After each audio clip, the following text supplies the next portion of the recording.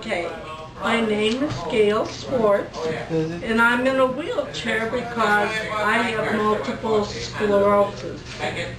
Now, I have always told my children to be very positive, and that's why I call my disease a dis-ease, because I'm not sick.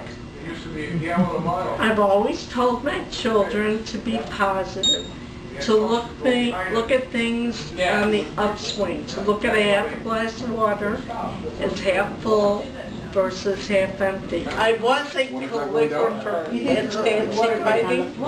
Now my hand shakes so much that if I did sign language, if I spoke in sign language, I'd stutter.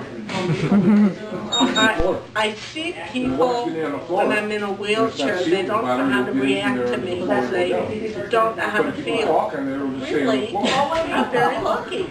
Being in a wheelchair, I always have my own seat. Every time I go into an elevator, I'm in a seat, and I bring my own chair to restaurants. Doors open for me everywhere I go, and I look up. I look up to almost everybody. And best of all, and my husband likes this one, I never wear out my shoes. I don't wear one. You used to be a shoe horse. Oh, but I passed that trait along to my daughter.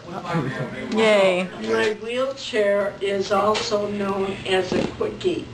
So when I told my husband that I wanted a quickie, he was surprised I meant a wheelchair.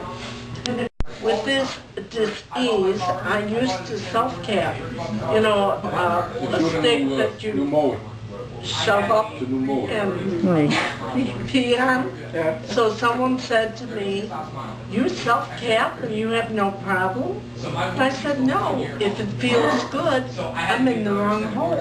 Not only that, but you know, if I raise my hands too high, I could strangle myself. I'm not real busty in the bus department.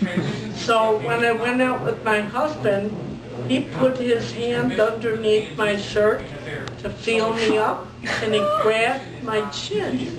I went out with a guy once who was being rather romantic, and he was all the time massaging my knee, which I had 2 knee surgeries. I had plastic kneecaps, so I could not feel my knees. And he kept rubbing my knees and going up a little higher. And when I did feel him, I pulled him away and I slapped his face. And I said, "What do you think you're doing?" He said, "Well, you didn't seem to mind before." This woman called me up who was trying to get money for MS. So when she called me up on the telephone, she wanted me to walk for MS. And I said to her, "Funny thing, it's because of MS I can't walk." There's a lot of stand-up comics, so I decided that I was going to be a sit-down comic. I think I've cornered the market. I've never heard of any sit-down comics. I'm going to leave this just like me, short and sweet.